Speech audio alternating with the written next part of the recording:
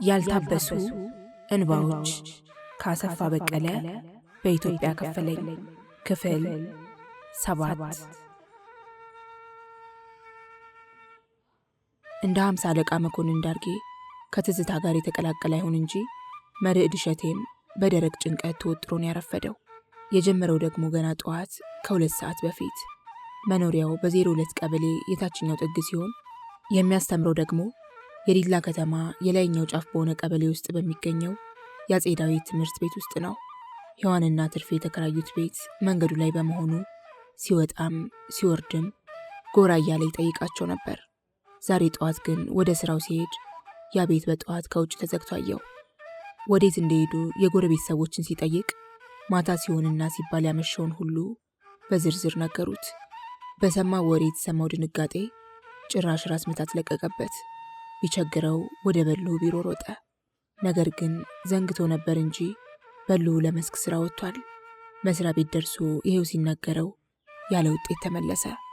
እንደገና ወደ ታፈሱ ቤት ሊሮጥ አሰበ። ግን ከአንደኛ እስከ 3ኛ ክፍለ ጊዜ አስተምሮ ሌሎችን ክፍለ ጊዜያት ነፃ እንደሆነ አስታወሰና በአንድ ፊት ስራውን አጠናቆ ለመሄድ ወስኖ እየተጨነቀም ቢሆን ወደ ትምህርት ቤት አመራ። ልክ ከጠዋቱ 4 ሰዓት ላይ ስራውን ጨርሶ ወደ ታፈሱ ቤት በመገስገስ ላይ ሳለ አስፋልቱን አቋርጦ ሊያልፍ ሲል ከይርጋ ጨፌ አቅጣጫ ትመጣ የነበረች ቶዮታ መኪና ደጋግማ ክላክስ ስታደርግ ሰማ። ዞር ብሎ ሲመለከት የበሉ የመስክ መኪና ናት። በክላክስ ያስጠራውም ራሱ በሉ ኖሯል። ባለበት ላይ ቆሞ መኪናዋን ጠበቀ። ዛሬ ስራ የለም እንዴ ሲል ጠየቀው በሉ። ካጠገቡ ሲደርስ አንገቱን በመስኮት አውጥቶ መርዕድን እየተመለከተ እስቲና ውረድ አለ። መርዕድ ፊቱ በድንጋጤ ጭምትርትር እንዳለ። በሉም የመርዕድ ሁኔታ ገና ሲያየው አስደንግጦታል። ምን ነው? ምን ሆናል? ችግር አለ? በሉ ከመኪናዋ ላይ ዱብ ብሎ ወደ መርዕድ በመጠጋት ምንድነው ችግሩ ሲል ጠየቀው። ሔዋን ታስራለች። ምን አድርጋ? መርዕድ ከሰው የሰማውን በሙሉ ነገረው። ያማል እንዴ አንተ ሰው? የነገሩኝን እኮ ነው የምነግርህ። ከታሰረች ጠይቀሃታል? አሁን ወደዚያው እየሄድኩ ነበር። ለነበሩበት ቦታ ፖሊስ ጣቢያው ቅርብ ነው። በሉ ሾፌሩን ወደ ቤት እንዲሄድ አሰናበተውና ከመርዕድ ጋር ወደ ፖሊስ ጣቢያው ገሰገሱ። እርምጃቸው ፈጣን ስለነበር ከ5 ደቂቃ በላይ አልወሰደባቸውም። ትርፌ ገና በጠዋት ለሔዋን ቁርስ ይዛ እንደሄደች አልተመለሰችም ኖሯል። እንዲያውም በእስረኞች ግቢ እንድትገባ ተፈቅዶላት ኖሮ ፊት ለፊት ከሔዋን ጋር አብረው ተቀምጠው በሉና መርዕድን ከሩቅ ሲያዩዋቸው ተንጫጩ። በሉና መርዕድ ከጣቢያው በር ላይ እንደደረሱ አንድ ፖሊስ ጠጋላቸውና ከእናንተ ውስጥ በሉ ተገኔ የሚባለው ማን ነው ሲል ጠየቃቸው። እኔ አለ በሉ በሌባ ጣቱ ወደ ራሱ እያመለከተ። 50 አለቃ ይፈልጉሃል። በሰላም አላውቅም አለና ፖሊሱ ወደ እነ ሔዋን ዞር ብሎ አየት አደረገና ፊቱን ወደ በሉ በመመለስ ከልጅቷ ጋር ሳይገናኝ ወደ እኔ ያምጡት ነው ያሉት አለው። ቢሮ የት ነው አለ በሉ ቁና ቁና እየተነፈሰ። ተከተለኝ አለና ፖሊሱ በሉን ከፊት ከፊት እየመራ ወስዶ ከ50 አለቃው ቢሮ አስገባው። የ50 አለቃ መኮንን ዳርጌ ጆሮ ግንዶቹን በእጆቹ ይዞ ጠረጴዛው ላይ በማቀርቀር ሐሳብ ውስጥ ገብቶ ሳለ ፖሊሱ በሉን ይዞ በመድረስ አቶ በሉን ይህ ናቸው አለው። 50 አለቃ መኮንን ዳርጌ ለካ በሉን ከተማ ውስጥ ባይን ያውቀው ኖሯል። እንዲያውም ባለባበሱ በተክለ ሰውነቱና አጠቃላይ አቋሙ ያደንቀ የነበረ ሰው ሆኖ ሲያገኘው በሉ ተገኔ ማለት አንተ ኖርሃል እንዴ እያለ ብድግ ብሎ ጨበጠው።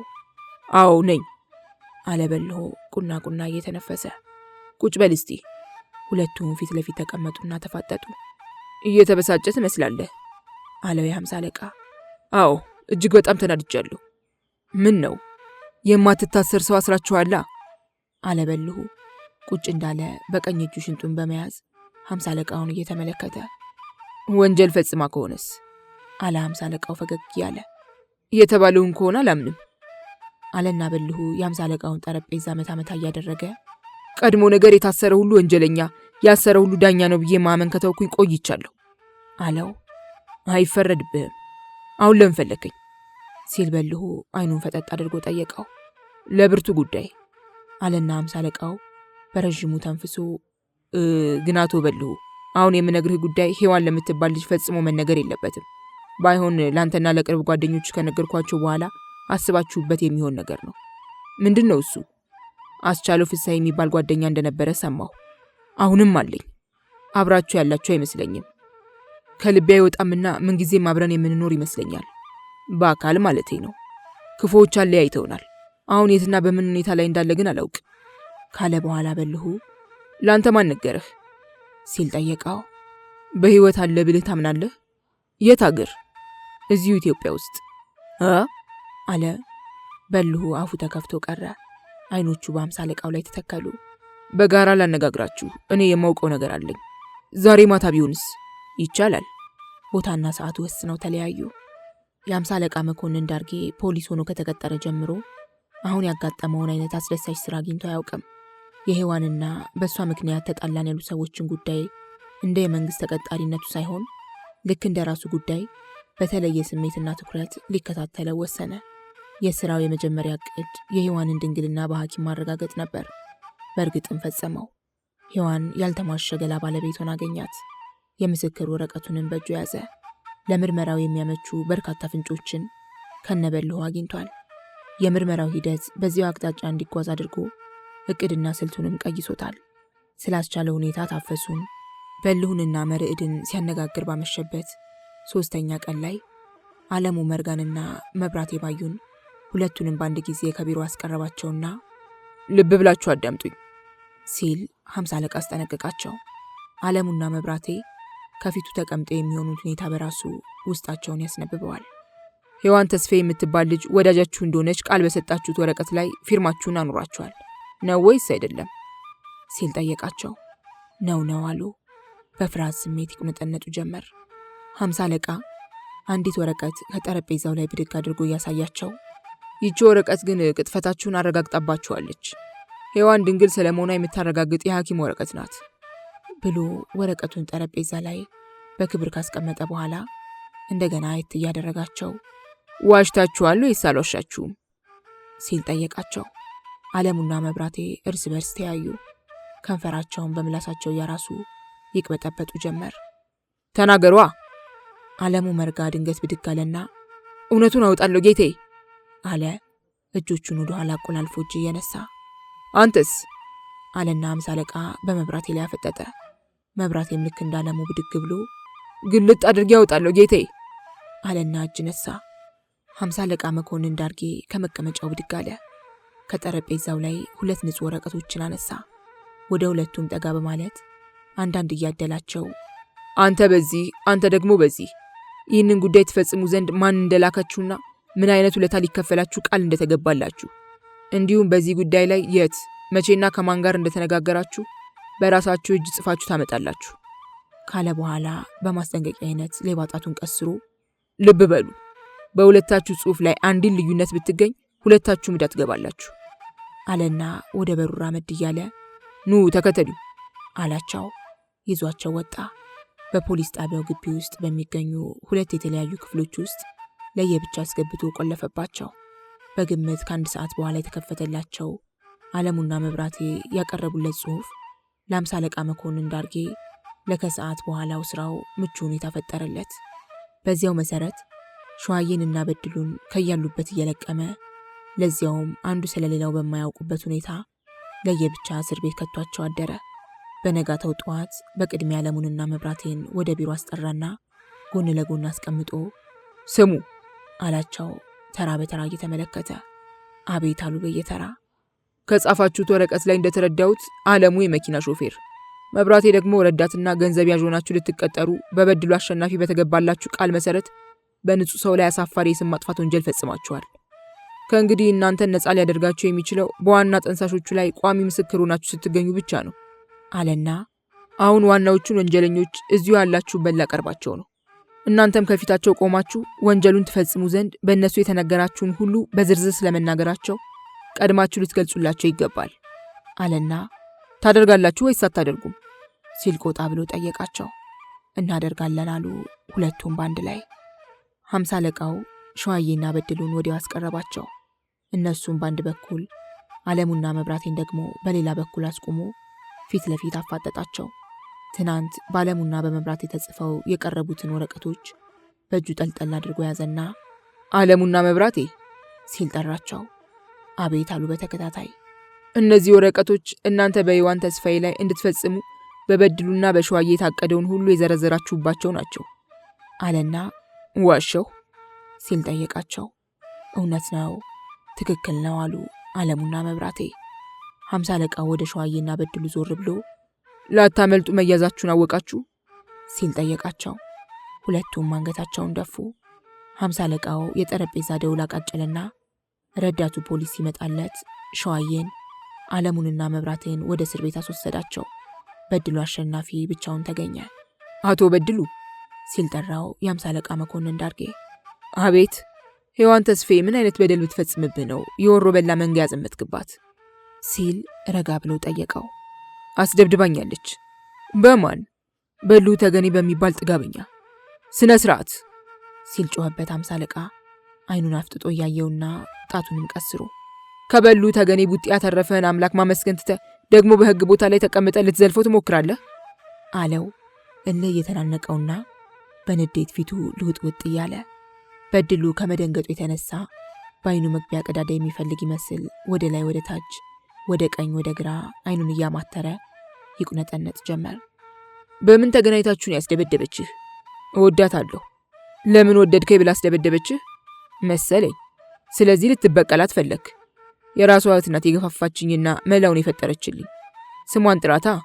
ሸዋዬ አለና በድሉ እነዚህ አንገጣጣ ጥርሶቹን የባስ ግጥጥ አደረጋቸው። ላብላብ ብሎት ጭንቀቱ ይታወቅበታል።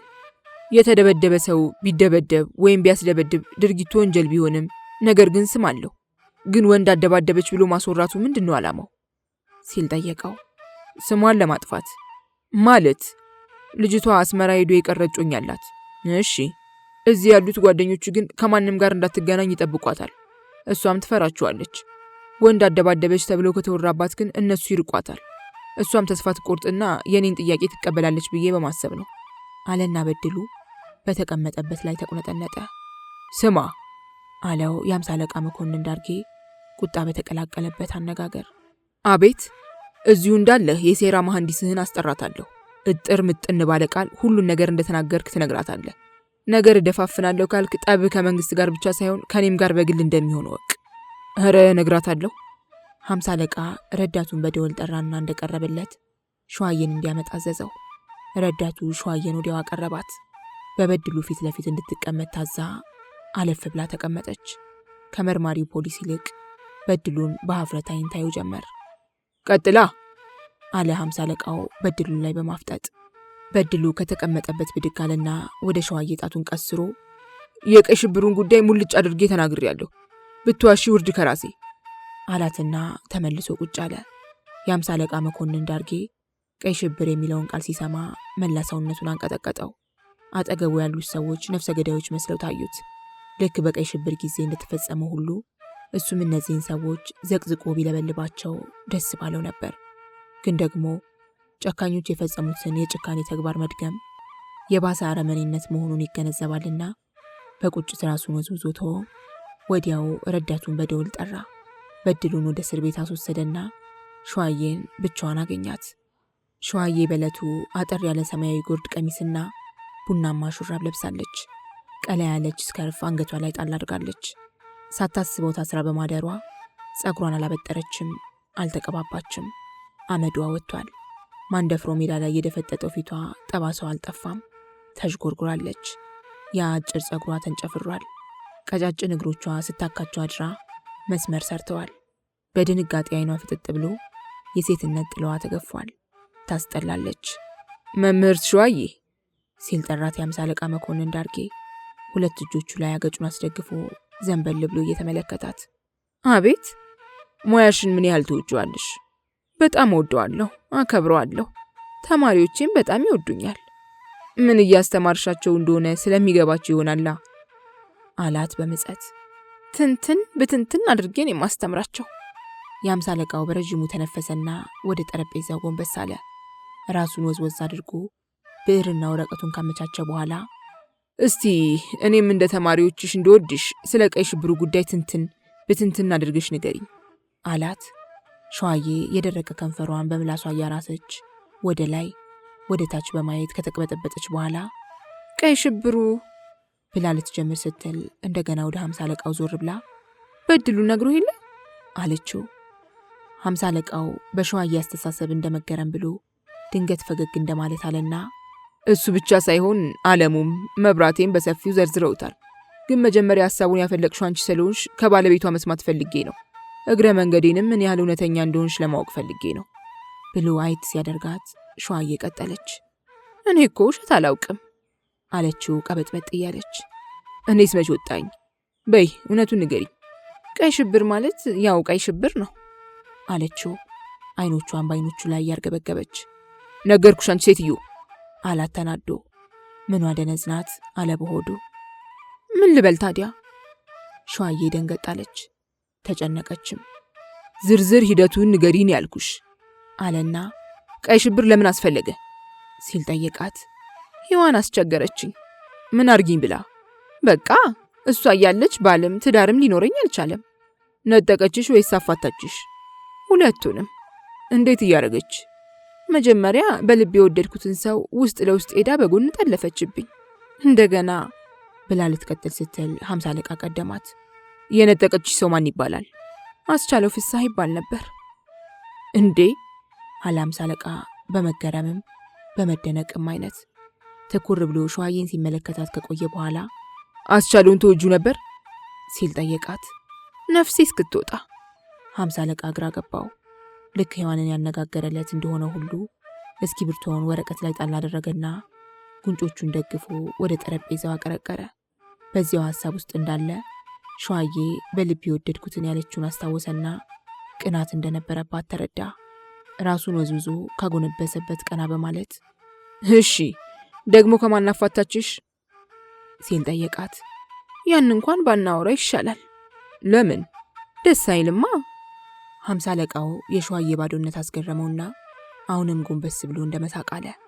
እንደገና ቀና ብሎ ታዲያ ለኔ የሚያስደስተኝ ደስ የማይለውን ነገር ማወቁ መሆኑን አጣሹ ወይስ ፖሊስ ጣቢያ ውስጥ መሆንሽን ረሳሹ?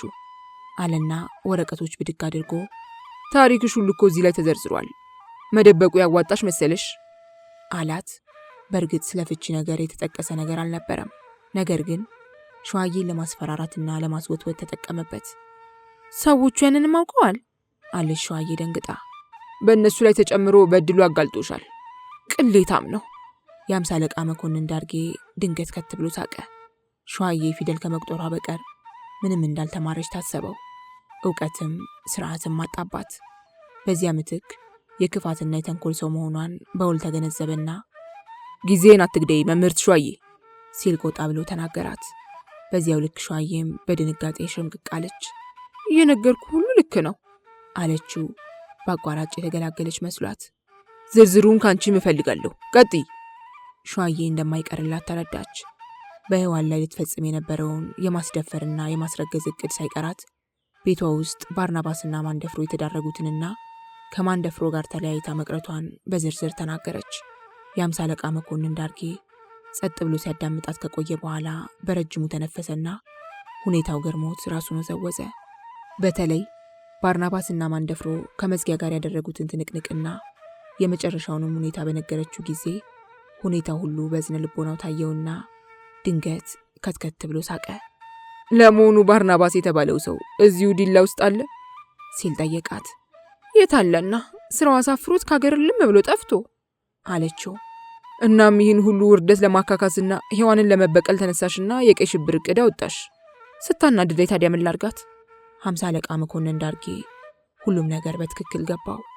ዋናውን የምርመራ ስራ ስለማጠናቀቁ እርግጠኛ ሆነ። መወለድ ቋንቋን ይላሉ አበው ሲተርቱ። በሰው ልጅ ታሪክ ውስጥ ተደጋግሞ እንደታየው ሰዎች አብረው እስካልበሉና እስካልጠጡ፣ ክፉ ደጉን በጋራ እስካልተካፈሉ፣ እንዲሁም እስካልተረዳዱና እስካልተደጋገፉ ድረስ የዘር ግንድና የደም ትስስርን ብቻ መሰረት በማድረግ እህቴ፣ ወንድሜ፣ አክስቴ፣ አጎቴ ወዘተ መባባል ብቻ ከሆነ በእርግጥም መወለድ የሚለው ቃል ከቋንቋነት ያለፈ ፋይዳ ሲኖረው አይታወቅም። በተቃራኒው እንኳንስ መወለድ የአንድ ወንዝ ውሃ እንኳን አብረው ሳይጠጡ ነገር ግን በአንድ ከተማ ወይም በአንድ አካባቢ አብረው በመኖራቸው ብቻ ስሜት፣ ፍላጎታቸውና አመለካከታቸው ተገጣጥሞ ጥብቅ ቤተሰባዊ ትስስርን ሲፈጥሩ ይታያሉ። ለዚህ ደግሞ ያስቻለው የበልሁ የታፈሱና የመርዕድ ከልብ የመነጨ ፍቅር አይነተኛ ምስክር ነው።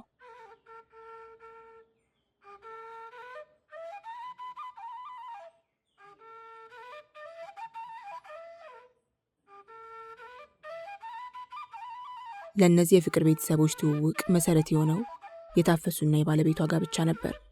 ታፈሱ በወሎ ክፍለ ሀገር በወረኢሉ አውራጃ ውስጥ ከካቤ እስከ ጃማ ድረስ በተዘረጋው ወይና ደጋማ ቦታ ላይ ከተመሰረተ ሰፊ ቤተሰብ ትወለዳለች። ባለቤቷ ደግሞ በጎጃም ክፍለ ሀገር ደጀን አካባቢ የተወለደ ቢሆንም አባቱ መምህር ስለነበሩ በስራ ምክንያት ብዙ በቆዩበት በመሃል ሜዳ ከተማ ለብዙ ዓመታት የቆየ ነው። የሁለተኛ ደረጃ ትምህርቱን በዚያው ከተማ አጠናቆ በኋላም በተግባር ቴክኒክና ሙያ ትምህርት ቤት በምህንድስና ሙያ ሰልጥኖ ትምህርቱን ሲጨርስ ለስራ ተመድቦ ወደ ደሴ ነበር የሄደው። በዚሁ ጊዜ ተያዩ። ታፈሱ እንግዳ ሰው የአንደኛና የመለስተኛ ሁለተኛ ደረጃ ትምህርቷን በወረኢሉ ልዕልት የሽመቤት ትምህርት ቤት አጠናቃ ለከፍተኛ ሁለተኛ ደረጃ ትምህርት ደሴ በሚገኘው ዝነኛው የወይዘሮ ስህን ትምህርት ቤት ለመማር ትሄዳለች። ሁለቱ በአንድ ሰፈር ይኖሩ ነበርና በዚያው ሰበብ ይተያያሉ። በሂደት ይተዋወቃሉ። ቀስ በቀስ ይቀራረባሉ። የኋላ ኋላ ይዋደዱና በመጨረሻም ይጋባሉ። ታፈሱ የሁለተኛ ደረጃ ትምህርቷን ጨርሳ አዲስ አበባ በሚገኘው የኮተቤ መምህራን ትምህርት ኮሌጅ ትገባለች። ከጥቂት ወራት በኋላ ደግሞ ባለቤቷ በዝውውር ወደ ዲላ ይሄዳል። ታፈሱም የኮሌጅ ትምህርቷን ስታጠናቅቅ በጋብቻ ሰበብ ወደ ባለቤቷ እንድትሄድ ተደርጎ እሷን በዲላ አጠቃላይ ሁለተኛ ደረጃ ትምህርት ቤት በመምህርነት ትመደባለች። አስቻለው ተወልዶ ያደገው በመሃል ሜዳ ከተማ እንደመሆኑ የተማረውም እዚያ ነው። እሱ ልጅ በነበረበት ወቅት የታፈሱ ባለቤት በዚያው ከተማ የሁለተኛ ደረጃ ትምህርቱን ሲከታተል ያውቀው ነበር። እሱ ራሱም በጥቁር አንበሳ ሆስፒታል በነርስነት ሙያ ሰልጥኖ ሲመረቅ ለስራ ተመድቦ ወደ ዲላ ሆስፒታል ይሄዳል። ገና ዲላ ከተማ የገባለት የታፈሱን ባለቤት መንገድ ላይ ያየዋል። ፈራ ተባ እያለ ያነጋግረዋል። የትና እንዴት እንደሚያውቀው ያስረዳዋል። የታፈሱ ባለቤት ያስቻለውን ለአገሩ እንግዳ መሆን በመረዳት ወደ ቤቱ ይወስደዋል። ከታፈሱ ጋር ያስተዋውቀዋል። ታፈሱ ላስቻለው ትመቸዋለች። አዘወትሮ ወደ ቤቷ እንዲመጣ ታደርገዋለች። እሱም እየተመላለሰ መጠየቁን ይቀጥላል። በዚያው እየተግባቡና እየተዋደዱ ይሄዳሉ። ታፈሱ የመጀመሪያ ልጇን ስትወልድ ክርስትናውን ላስቻለው ትሰጠዋለች። አበልጆችም ይሆናሉ።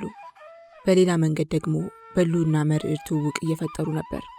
መርዕድ ወደ አጼ ዳዊት ትምህርት ቤት ከመዛወሩ በፊት ከዲላ በስተደቡብ በሚገኘው በጩጩ ገብርኤል አንደኛ ደረጃ ትምህርት ቤት ውስጥ ያስተምር ነበር። በሉ ደግሞ አዘወትሮ ወደ መስክ ስራ የሚሄደው በዚያ መስመር ስለነበርና መርዕድን ብዙ ጊዜ ከዲላ ከተማ ወደ ስራ የሚሄደው በእግሩ ስለነበር በልሁ መርዕድ መምህር መሆኑን ስለሚያውቅ ባጋጠመው ጊዜ ሁሉ ለመስክ ስራ በሚጠቀምባት መኪና ላይ ያሳፍረዋል። በዚያው እየተግባቡ ይሄዳሉ። መርዕድ በተፈጥሮ ተጫዋች በመሆኑ ለበልሁ በጣም እየተመቸው ይሄዳል። ጫትም አብረው መቃም ይጀምራሉ። በልሁና አስቻለው በከተማ ውስጥ በአይን ይተዋወቁ ነበር። አንድ ቀን ደግሞ አስቻለው ከአንድ የዲላ ከተማ ነዋሪ ጋር ሆኖ በአንድ ቡና ቤት ውስጥ ሻይ እየጠጡ ሳሉ በልሁ ድንገት ይደርሳል። ያ ካስቻለው ጋር የነበረ ሰው በልሁን በደንብ ያውቀው ኖሮ ቁጭ ብሎ ሻይ እንዲጠጣ ይጋብዘዋል። በልሁም ቁጭ ይላል። ካስቻለው ጋር የነበረው ሰው ለመሆኑ ሁለታችሁ ትተዋወቃላችሁ ሲል ሁለቱንም ተራ በተራ እያየ ይጠይቃቸዋል። በአይን ይሉታል። ሰውየው አስቻለውና በልሁን በቅደም ተከተል እየጠራ አንተ መንዜ፣ አንተ ቡልጌ፣ በትውልድ ስፍራ እኮ ጎረቤቶች ናችሁ ይላቸዋል። በልሁና አስቻለው ፈገግ ፈገግ በማለት እንደገና እየተጨባበጡ እንደ አዲስ የስም ትውውቅ ያደርጋሉ። ከዚያ በኋላ መንገድ ላይ በተገናኙ ቁጥር ጠበቅ ያለ ሰላምታ መለዋወጥ ይቀጥላሉ። አንዳንዴም ሻይ ቡና መገባበዝ ይጀምራሉ። ከወራት በኋላ ሁለቱን የበለጠ የሚያቀራርብ አጋጣሚ ተፈጠረ። አንድ ምሽት ላይ በልሁ በአንድ ቡና ቤት ውስጥ በተለምዶ ባለጌ ወንበር ተብላ በምትጠራ መቀመጫ ላይ ቁጭ ብሎ ይጠጣል። አንዲት የቡና ቤቱ አስተናጋጅ አጠገቡ ቆም እያለች ታጫውተዋለች። በቡና ቤቱ ውስጥ ቁጭ ብለው ይጠጡ የነበሩ 4 ጎረምሶች ልጅቷን እየፈለጉ በልሁን መተናኮል ይጀምራሉ። በልሁ ግን ንቋቸው ዝም ብሎ ልጅቷን ያጫውታል። ቆየት ብሎ ከጎረምሶቹ መሃል መስከር የጀማመረው አንዱ ልጅቷን በኃይል ጎትቶ ሊወስድ ወደ ልጅቷና በልሁ መራመድ ሲጀምር ድንገት አስቻለ ይደርሳል። በልሁ ከተቀመጠበት ባለጌ ወንበር ላይ ወርዶ ጎረምሳውን ሊመታ ሲል አስቻለው ይዘውና ወደ ጎረምሳው ዞር ብሎ እረፍ ይለዋል። ጎረምሳው ግን ምን አገባህ ብሎ በአስቻለው ላይ ያፈጣል። አስቻለው ደጋግሞ ሲያስጠነቅቀው ያ ጎረምሳ ጭራሽ ሊመታው ይጠገዋል። በዚህ ጊዜ ጎረምሳ የተማመነባቸው ጓደኞቹ አስቻለውንና በልሁ ሊመቱ ግር ብለው ወደ እነሱ ይመጣሉ። ድብድብ ይጀመራል። አስቻለውና በልሁ ከወንበር ወደ ወንበር ከጠረጴዛ ወደ ጠረጴዛ እየዘለሉ እነዚያን ጎረምሶች አመድ ያደርጓቸዋል። ሁሉንም ይዘርሯቸዋል። በድብድቡ ምክንያት የቡና ቤቱ ብርጭቆዎች እንዳሉ ይሾቃሉ። ወንበሮች ይሰባበራሉ። ይጮሃል። ፖሊስ ይደርሳል። በልሁና አስቻለው ታስረው ያድራሉ። በፖሊስ ጣቢያ ውስጥ ሲያድሩ እንቅልፍ አልወሰዳቸውም ነበር። ሲያወሩና ሲጫወቱ ይነጋል። ጠዋት በጠዋት ሲለቀቁ ሁለቱም ወደ አስቻለው ቤት ነበር የሚሄዱት፣ በእንቅልፍ አረፍ ሊሉ። በልሁ ከአስቻለው ቤት ሲገባ በቅድሚያ ነው ያረፈው። በአስቻለው አልጋ ፊት ለፊት ለጫት መቃሚያ የተለጠፈች በምትመስል ፍራሽ ላይ ነበር። ጫት ትቅማለህ እንዴ ሲል አስቻለውን ይጠይቀዋል። እንዲያውም ፍራሿ ታዲያ ባልቅመም ሲቃም ደስ ስለሚለኝ አንዳንድ የሥራ ባልደረቦች እየመጡ ይቅሙበታል። መርድ የሚባል ጓደኛ አለኝ። እኔና እሱም እንቅምበታለን። ትችላላችሁ። በልሁ ብዙም ሳይቆይ መርድን አምጥቶ ከአስቻለው ጋር ያስተዋውቀዋል። ከዕለቱ ጀምሮ በዚያች ፍራሽ ላይ ተቀምጠው ይቅሙበታል። ይቀጥላሉ፣ ያዘወትራሉ፣ ይለምዳሉ። አንድ ቅዳሜ ቀን በልሁና መርዕድ አስቻለውን ከጎናቸው አስቀምጠው ሞቅ ደመቅ ባለ ሁኔታ ጫት እየቃሙ በመጫወት ላይ ሳሉ ታፈሱ ወትሮም እንደምታደርገው ሁሉ ወደ አስቻለው ቤት ጎራ ትላለች። የዕለቱ አለባበሷ፣ አበጣጠሯና ፈገግቷ የተለየ ነበር። ነጫጭ የሀገር ልብስ ለብሳ እንቁጣጣሽ መስላለች። የሶስቱ ጓደኛሞች አቀማመጥ አስደስቷት ይበልጥ ፈገግ ብላ ያየቻቸው አቤት ደስ ስትሉ እያለች ወደ ውስጥ ትገባለች። ሁሉም ብድግ ብለው ይቀበሏታል፣ ይጨባበጣሉ። አስቻለው ከበልሁና ከመርዕድ ጋር ያስተዋውቃታል። ለትንሽ ሰዓት አብራቸው ትቆያለች፣ ይጨዋወታሉ። በልሁና መርዕድ የታፈሱን ቁንጅና፣ ያነጋገር ለዛዋንና ፈገግቷን እያዩ ሲደነቁ ይቆያሉ። ታፈሱ ወደ ቤቷ ልትመለስ ከቤት እንደወጣች በልሁ አስቻለውን ይህች ሴት ምን ናት ሲል ይጠይቀዋል። አስቻለው የበልሁ ስሜት ገብቶት ሳቅ ፈገግ እያለ ምን ነው ምን ፈለግ ይለዋል። አቦ ቆንጆ ናት፣ የተከበረች ባለትዳር ናት። ባሏ እድለኛ ነው። እንዴት? እንኳን ላልጋው ለሳሎኑም ጌጥ ናት። ይሳሳቃሉ። የታፈሱ የበልሁና የመርዕድ ግንኙነት ባስቻለው ጥግ ይቀጥላል። ይግባባሉ፣ ይዋደዳሉ። በልሁ ታፈሱን ያያት ዕለት የስሜት ህዋሳቶቹ ተነቃንቀው የነበረ ቢሆንም ውሎ እያደረ ግን በእህትነት እቅፏ ውስጥ ይገባል። ሁሉን ነገር እርግፍ አድርጎ በመተው ያከብራታል። የእህትና የወንድምነት ግንኙነታቸው ይጠነክራል። በክፉ በደግ ሳይለያዩ በቤተሰባዊነት ፍቅር ይቀጥላሉ። ይህ የባዕድ ዝምድና መሰረት በተጣለ በ3ኛው ዓመት ገደማ ነበር ሔዋን መታ ከመሃላቸው የተቀላቀለችው። ታፈሱ በልሁና መርዕድ ባስቻለውና ሔዋን ፍቅር የተደሰቱትን ያህል ስቃያቸውንም አብረው ተሰቃይተዋል። መከራቸውንም ተካፍለዋል። ለቅሷቸውንም አብረው አልቅሰዋል። በሁሉም ነገር ዛሬም አብረው ናቸው። የ50 አለቃ መኮንን ዳርጌ ድንገት በመሃላቸው ተገኝቶ ስላስቻለ ያየውንና የሚያውቀውን ሁሉ ከነገራቸው በኋላ በተለይ በልሁ ያስቻለውን ዱካ ነፍንፎ ለማግኘት ወደ አስመራ ኤርትራ ለመሄድ ሲወስን ውሎ አላደረም። 1 ሳምንት ባልሞላው ጊዜ ውስጥ ዝግጅቱን አጠናቆ ተነሳ። አዎ ወደ አስመራ በረረ።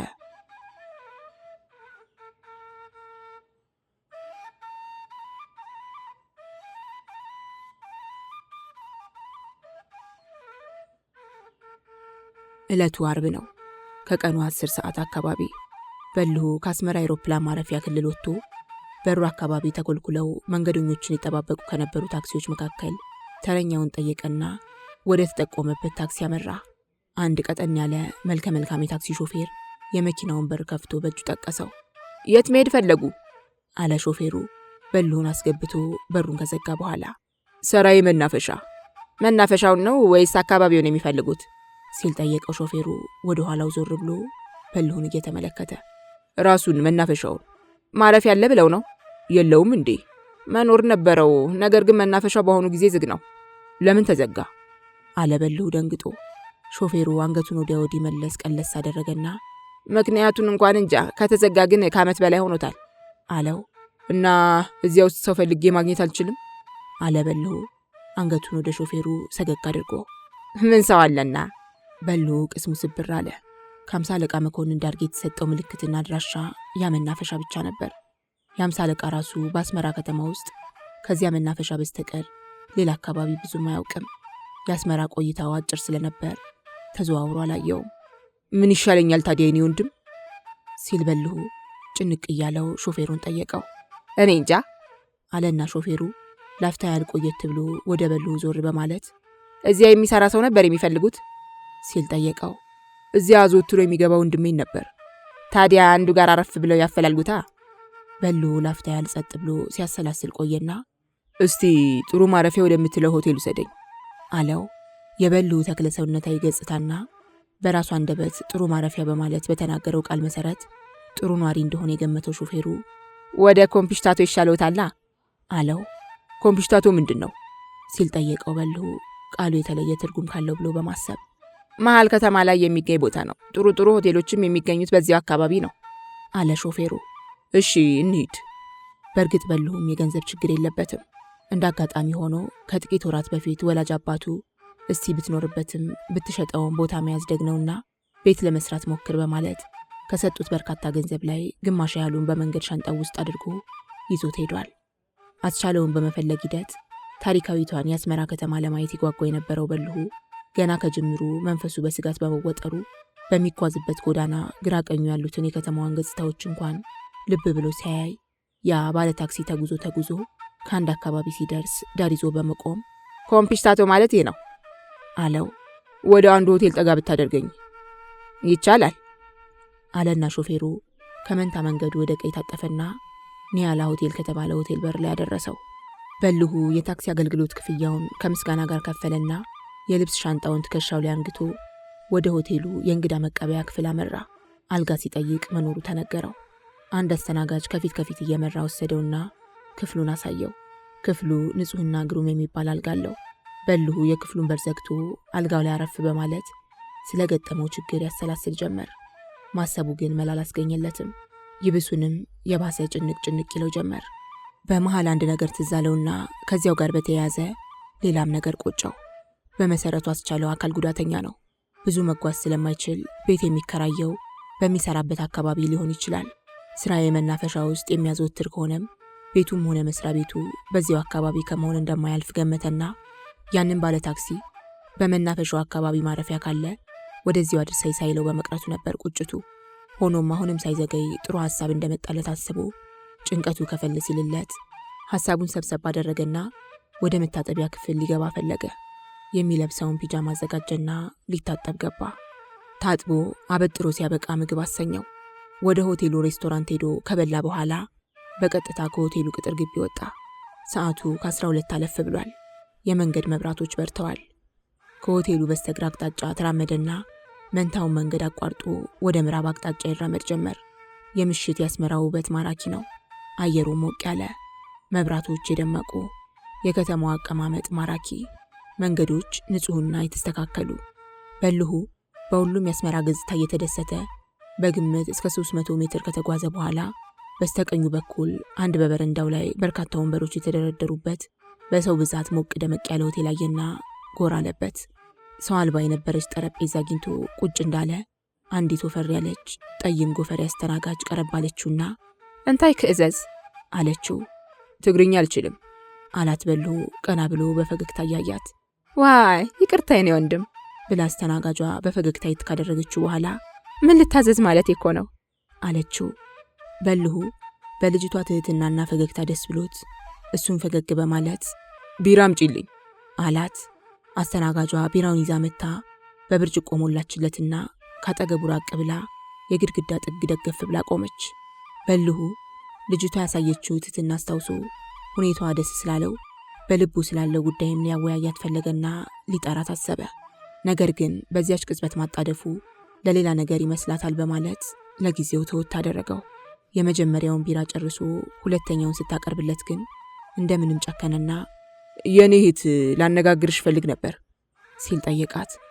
ምን አለችው አስተናጋጇ ጠጋ ብላ። ቁጭ ማለት አትችይም? እችላለሁ ብላው ቁጭ ልትል ወንበር ሳብ ስታደርግ በልሁ ቀደማት። እየጠጣሽ ነዋ። አስተናጋጇ ሳቅ እያለች ወደ ውስጥ ገባችና ለራሷን ቢራ ይዛ በመምጣት ከፊት ለፊቱ ቁጭ አለች። አስመራ ከተማዋም ሰዎቿን በጣም ደስ ትላላችሁ አላት በልሁ ፈገግ ብሎ እየተመለከታት። አይደል አለች አስተናጋጇም እንደ መሽኮርመም እያደረጋት። በእውነት ታምራላችሁ። እናመሰግናለን። በልሁ አስተናጋጇን እያጫወተ ትንሽ ሲያስቃት ከቆየ በኋላ ወደ ዋናው ጉዳዩ ተመለሰ። አንድ ነገር ብጠይቅሽ ታውቂ ይሆን ሲል ጠረጴዛውን ደገፍ ብሎ አይኗን እያየ ጠየቃት። ምን? እዚህ አስመራ ውስጥ ስራዬ መናፈሻ የሚባል ሆቴል እንዳለ ሰምቻለሁ። የት አካባቢ ይሆን? ያ የተዘጋው ሲሉ ሰማው። ግን ለምን እንደተዘጋ ታውቂያለሽ? ኧረ እኔ አላውቅም አለችና አስተናጋጇ በልሁን ለየት ባለ አስተያየት ታየው ጀመር። በእርግጥ በልሁም የአስተያየቷ መለውጥ ገብቶታል። ምን ነው መጠየቅ ይቅራለሽ እንዴ? ሲል ጠየቃት። አይ እሱ እንኳ ብላ ንግግሯን ቆረጥ ስታደርገው በልሁ ጣልቃ ገባ። ቅር ካለሽ ጥያቄን አነሳለሁ አለና ብርጭቆውን ብድግ አድርጎ ቢራውን ተጎነጨ። የሸዋ ሰዎች እኮ አትታመኑም ብላ አስተናጋጇ በቅንድቧ ስር አሾልካ በልሁን አይታደረገችው። የሸዋ ሰው መሆኔን በምን አወቅሽ? አላት በልሁ እንደመገረም ብሎ። ለነገሩ አልተግባቡም። በልሁ የሸዋ ሰው ስትለው የደብረ ብርሃን ተወላጅ መሆኑን ያወቀች መስሎት ነው። እሷ ግን ቀደም ሲል ትግርኛ አልችልም ስላላትና ለበርካታ የአስመራ ሰው ትግርኛ የማይችል ሁሉ የሸዋ ሰው እንደሆነ ተደርጎ ስለሚገመት ነው። ትግርኛ አልችልም አላልክም? አለችው ፈገግ እያለች። ትግርኛ የማይችል ሁሉ የሸዋ ሰው ነው እንዴ? ሲል ጠየቃት። ታዲያ ከየት ሊባል ነው? ብዙ ሀገር አለ እኮ። ለእኛ ግን ትግርኛ የማይችል ሰው የሸዋ ወይም የመሀል ሀገር ሰው የሚባለው። በልሁ ሚስጥሩ ገባው። እንደ መሳቅ አለና ጥሩ እሺ ካለ በኋላ ግን ለምን አንታመንም? ሲል ጠየቃት። እኔ እንጃ፣ ግን የሸዋን ሰው አትመኑ ሲባል ይሰማለሁ አለችው የቢሮዋን ጠርሙስ አንገት ይዛ ሸከርከር ሸከርከር እያደረገች። በልሁ ስሜቷን እየተረዳ ሲሄድ ራሱንም ወዝወዝ አደረገና ትኩር ብሎም ተመለከታት። ሆዱን የሚቆጨው ጀመር። ካፍታ ዝምታ በኋላ ለነገሩ እኮ እኛም እናንተን አናምናችሁም አላት። የምትመልሰውን ለመስማት ጓጓ ብሎ እየጠበቃት። ደግሞ እኛ ምን አደረግን? ማድረጉ ምንም አላደረጋችሁም። እኛም ብንሆን ምንም አላደረግንም። ግን ገዢዎቻችን ብዙ ሊያደራርጉን ስለሚፈልጉ እንዳንተማመንና እርስ በርሳችን እንድንጠራጠር ያደርጉናል። ይህ የኔና ያንቺ አለመተማመን እንኳን በመጠኑም ቢሆን እየተሳካላቸው መሆኑን ያመለክታል ካለ በኋላ እጆቹን አቆላልፎ ጠረጴዛውን ደገፍ በማለት አያሳዝንም ሲል ጠየቃት። እኔ እንጃ አለችና አስተናጋጇ ቢሮዋን ጎንጨት እያለች አካባቢዋን ቃኘት ታደርግ ጀመር። አንድ ነገር ልንገርሽ አላት በልሁ አሁንም ትኩር ብሎ እያያት። ምን? ያለመተማመናችን ሚስጥር ምንም ይሁን ምን እንዳንተማመን ያደረጉን ወገኖች አላማቸው ምንም ይሁን ምን ውጤቱም የቱንም ያህል የከፋ ይሁን፣ ነገር ግን የአንዲት ሀገር ልጆች ነን። ዘመን በዘመን ተሽሮ ጊዜን ጊዜ ሲተካው ዞሮ አንድ መሆናችን አይቀርም አላት።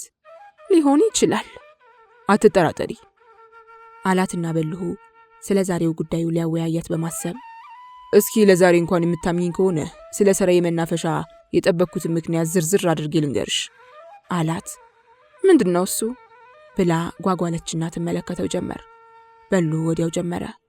በቅድሚያ ለአስመራ እንግዳ መሆኑን ነገራት። ወደ አስመራ የመጣበትን ምክንያት አስከተለ። ስላስቻለው ሁኔታ ገለጸላት። ያስቻለውንና የመናፈሻዋን ቁርኝት አስረዳት። የመናፈሻዋ መዘጋት ያስከተለበትን ስጋት አብራራላት። አስተናጋጇ በጽሞና ነበር ያዳመጠችው። ከልቡ እየተናገረ መሆኑን ከአጠቃላይ ገጽታው ትረዳ ነበር። በተለይ ስላስቻለው ሁኔታ ሲተርክላት ፊቷ በሐዘን ስሜት ይሞላ ነበር። በልሁ ነገሩን ሲያጠቃልል ራሷን ለብዙ ጊዜ ወዘወዘች። በመጨረሻም በረጅሙ ተነፈሰችና ያሳዝናል አለችው። ፈቃደኛ ከሆንሽ እርጂኝ። መናፈሻው የተዘጋው ባለቤቱ የሻዕቢያ አባል ሆኖ ስለተገኘ ነው አለችው። አላት በልሁ ይበልጥ እንድታብራራለት ፈልጎ። ለሰበቡ አንድ የጦር ሜዳ ተዋጊ የነበረ ሰው በአልቤርጎ ውስጥ አርፎ ተገኘ። የጦር መሳሪያዎችም አብረውት ነበሩ። ሰውየው ግን እጅ አልሰጥም ብሎ ተዋግቶ እዚያው ሞተ። የመናፈሻዋ ባለቤትና ሰራተኞችም ወዲያው እየተያዙ ታሰሩ። ብታይ የዛን ዕለት መላ አስመራ ከተማ ቀውጢ ሆና ነበር የዋለችው። በርካታ ወጣቶች መንገድ ላይ ተገለዋል፣ እየተያዙም ታስረዋል። ከመናፈሻው ባለቤት ጋር ግንኙነት አላቸው ተብለው የተጠረጠሩ ሁሉ በቀጣይ ቀናት ሲለቀሙ አሉ። ስለዚያ መናፈሻ ማውራት ራሱ ስለሚያስፈራ ነው እኔም ቅድም ችላ ያልኩህ አለችው። ደንበኞች ሞተ ይሆን ሲል በልሁ እየፈራ ጠየቃት። እሱን እንኳን እርግጠኛ አይደለሁም። በልሁ ጥርጣሬ ገባው። መንፈሱ ተጨነቀ። በረጅሙ ተነፈሰና ወደ መሬት አቀርቅሮ ብዙ ካሰበ በኋላ እንደገና ወደ አስተናጋጇ ቀና በማለት ግን መናፈሻው የምትገኝበት አካባቢ የት ነው ሲል ጠየቃት። አስተናጋጇ በእጇ ወደ ምዕራባዊ አስመራ አቅጣጫ እያመለከተች በዚህ በኩል ነው፣ ወደ አባ ሻውል ሲሄዱ ወደ ግራ ወረድ ሲሉ የሚገኝ አካባቢ አለችው። ታክሲ ይገባዋል? በእግርም ይቻላል። አመሰግናለሁ የኔ እመቤት አለና በልሁ ከኪሱ ገንዘብ እያወጣ ሂሳብ ስንት ይሆን ሲል ጠየቃት። 3 ቢር አይደል? 3 ብር ብቻ አለችው። በልሁ 10 ብር ሰጣትና በተረፈው አንቺ ጠጪ፣ እኔ ግን መንገድ ላይ ስለዋልክ ደክሞኛልና ወደ ማረፊያ ልሂድ አላት። በጥሩ ስሜትና ፈገግታ ተሰነባበቱ። የበልሁ የማግስቱ የመጀመሪያ ስራ አስተናጋጇ በጠቆመችው አቅጣጫ ሄዶ ያችን መናፈሻ ማግኘት ነበር። በእርግጥም ብዙ ሳይቸገር አገኛት። ሲያዩዋት ደስ የምትል መናፈሻ የነበረች ትመስላለች። ግቢዋ በልዩ ልዩ ተክል ያሸበረቀ ነው። ዋናው ቡና ቤት መሃል ላይ ይገኛል። በ4 ማዕዘን ቅርጽ ጥርብ ድንጋይ የተሰራ ነው። በየአትክልቱ መሃል አልፎ አልፎ የፈራረሱ መዝናኛ ጎጆዎች ይታያሉ። ከአንዱ ወደ ሌላው መተላለፊያ መንገድ በሲሚንቶ የተሰራ ነው። አሁን ደግሞ የዛፎቹ ቅርንጫፍ ስለማይከረከም እየተዘጉ ያሉ ይመስላሉ። በዚያ ላይ የወፎች ኩስ ተንጠባጥቦባቸው ተሽጎርጉረዋል። የግቢው ዙሪያ አጥር ከታች 1 ሜትር ያህል በግንብ ከላይ ደግሞ በዚያኑ ያህል በብረት ፍርግርግ የታጠረ ነው። ዋና መግቢያው በር ብረት መዝጊያ ተከችሟል። አንድ ሰው ብቻ ይጠብቀዋል። በልሁ የዚያች መናፈሻ የቀድሞ ገጽታ በዝነ ልቦናው ታየውና እንባን ባለው። አስቻለውን በዚያ ውስጥ አስታወሰው። አስቻለው አሁን እዛ ውስጥ እያለ ነገር ግን ቢጠራው አልሰማ፣ እጁን ቢዘረጋ አልደርስበት ያለ ይመስላል። ሆዱ ባባ፣ እንባውን ፈሰሰ። መሐረቡን አውጥቶ አይኑን ጠረግ ሲያደርግ ድንገት ድምፅ ሰማ።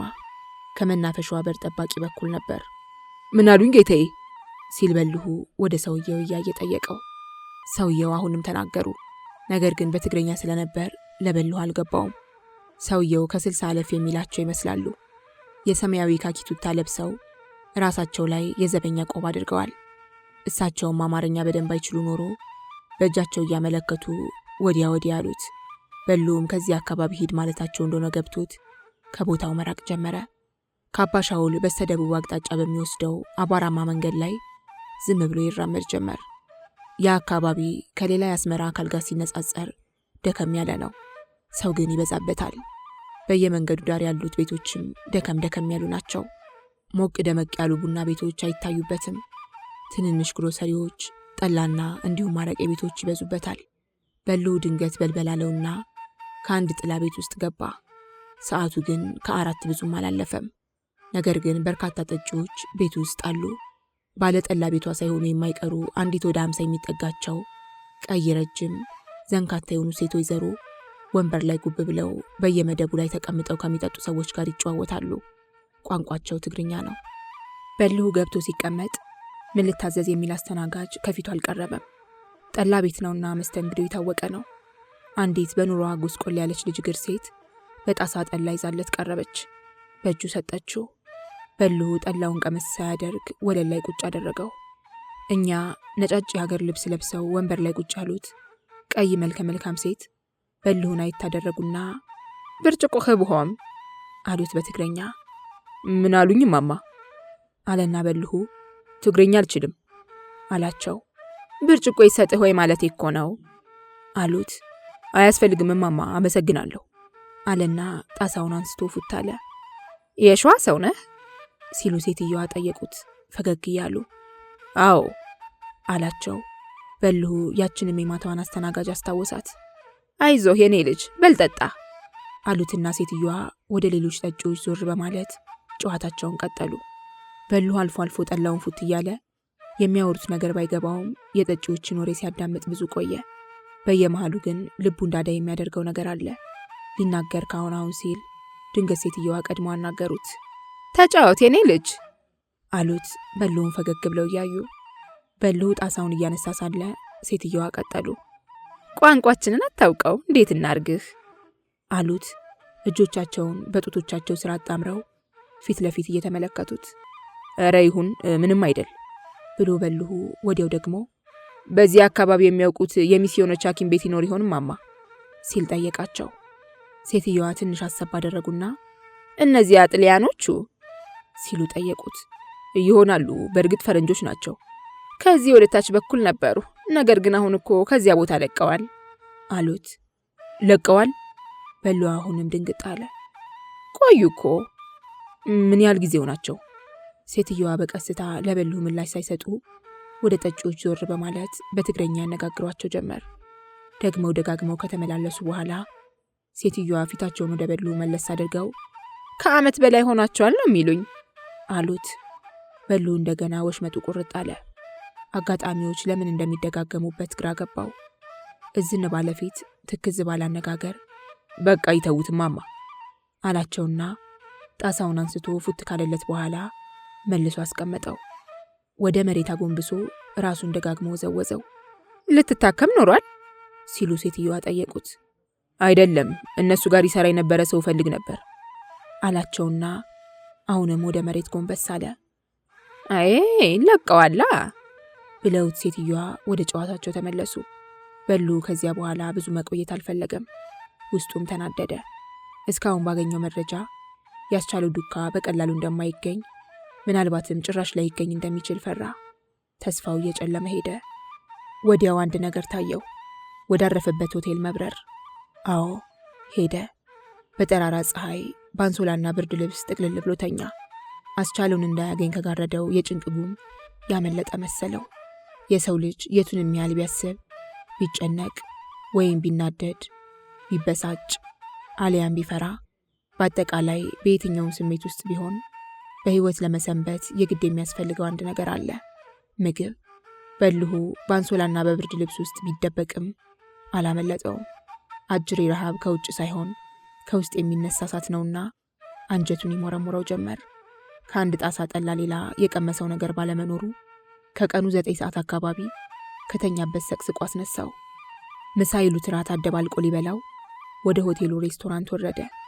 ሚስዮኖቹ ሐኪሞች ይሰሩ ከነበሩበት አካባቢ መመልቀቅ ዜና ተበሳጭቶ ሳይበላ ሳይጠጣ በመዋሉ መንፈሱ ድክምክም ብሎበት የነበረው በልሁ ምሳ በልቶ ቀዝቀዝ ያለ ለስላሳ ከውሃ ጋር እየቀላቀለ ሲጠጣ በዚያው ልክ ተነቃቃ።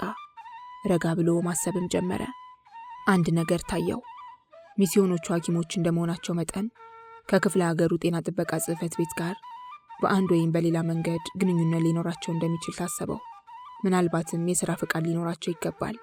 ያ ከሆነ ደግሞ ወቅታዊ ሪፖርቶች ይጠበቁባቸው ይሆናል።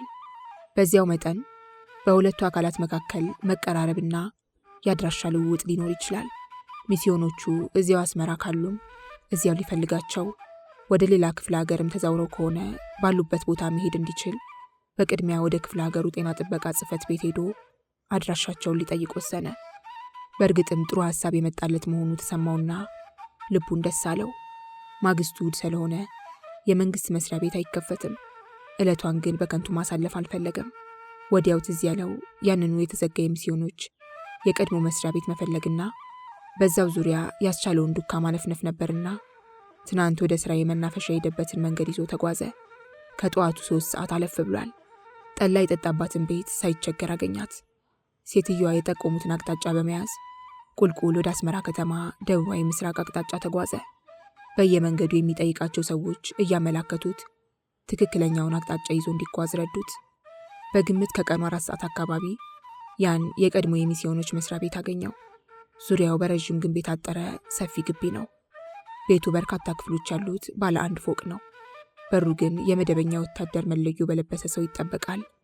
በልሁ ለመጠጋት ፈራ። በአይኑ ሰረቅ እያደረገ እያየው ፊት ለፊት ባለው መንገድ ላይ ሲዘዋወር ከቆየ በኋላ አንድ ብቻውን የሚሄድ ወጣት ብጤ ያገኘና የኔ ወንድም አለው። ባጠገቡ አለፍ ሊል ሲል አቤት፣ ይሄ ቤት ቀደም ሲል ሐኪሞች ይሰሩበት እንደነበር አውቃለሁ። አሁን ግን በሩ ላይ ወታደር ሳይ ጊዜ ለመግባት ፈራሁ። ሌላ መስሪያ ቤት ሆነ ይሆን ሲል ጠየቀው። የአንድ የጦር ጀነራል መኖሪያ ሆኗል አለው ወጣቱ በልሁን አየት እያደረገ። ከመቼ ጀምሮ?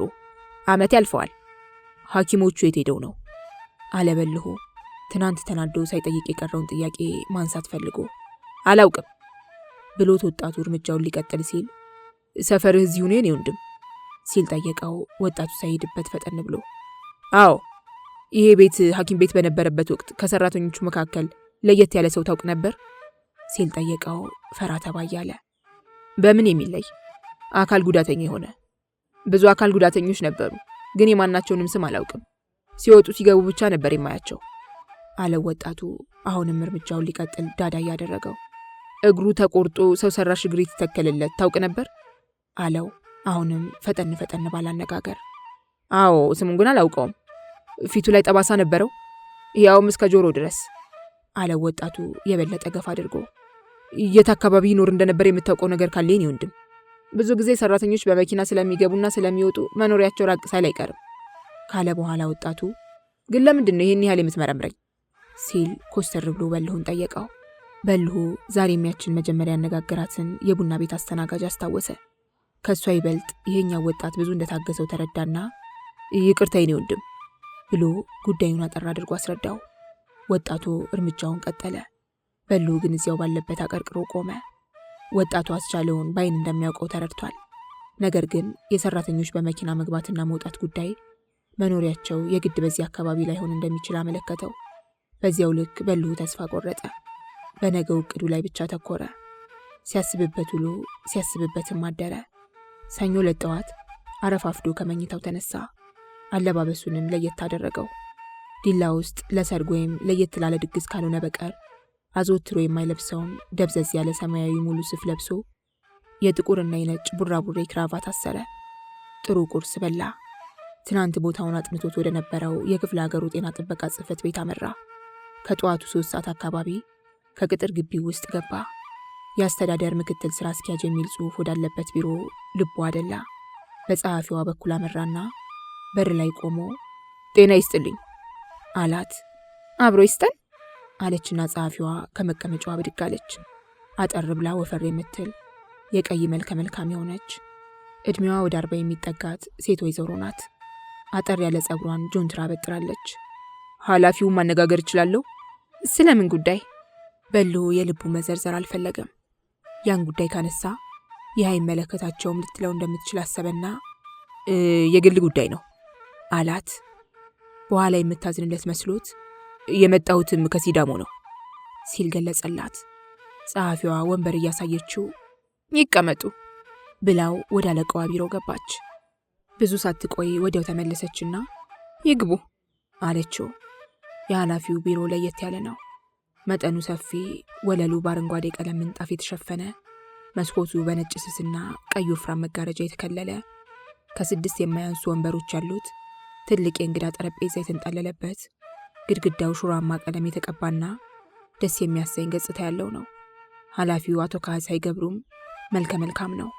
ድምቅ ያለ ቀይ ሆኖ ፊቱ ረጅም፣ ጸጉሩ እስከ መሃል አናቱ ተመልጦ ወዙ የሚያጥበረብር፣ ጥቁር ሰማያዊ ሙሉ ልብስ በነጭ ሸሚዝና ጥቁሩ በዛ ያለበት ቡራቡሬ ክራቫት ያደረገ፣ አፍንጫው ሰልከክ፣ አይኖቹ ጎላ ያሉና እድሜው ከ45 ዓመት የማያንሰው ጎልማሳ ነው።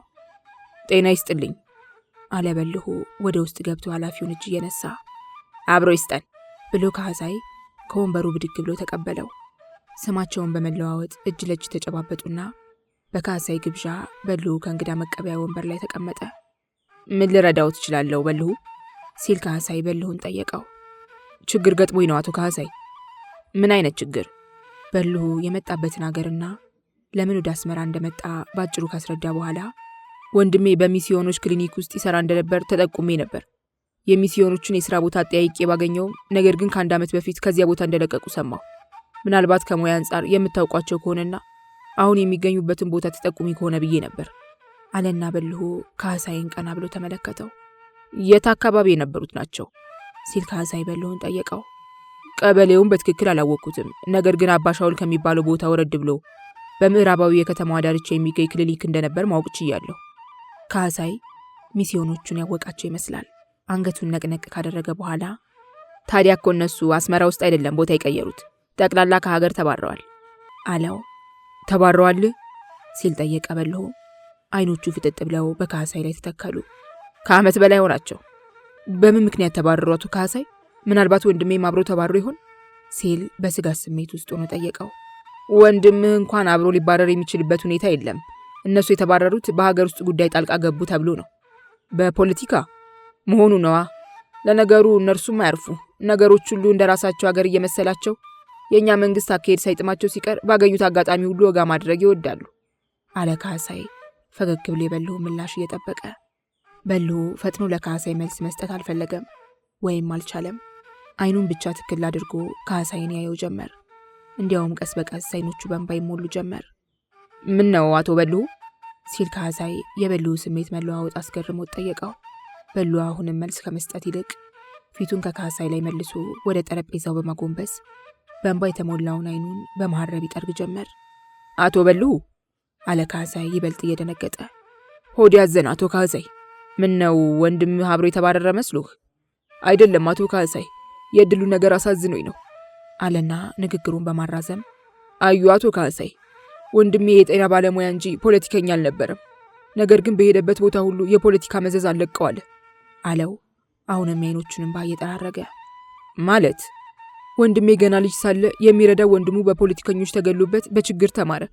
በስንት ስቃይ ትምህርቱን ጨርሶ ስራ ከያዘን በኋላ አሁንም ፖለቲከኞች ሰላም ነስተው ሲያዋክቡት ኖሩ። የኋላ ኋላም በግፍና በተጽዕኖ ወደዚህ ክፍለ ሀገር በእናት ሀገር ጥሪ ሽፋን አስገድደው ላኩት።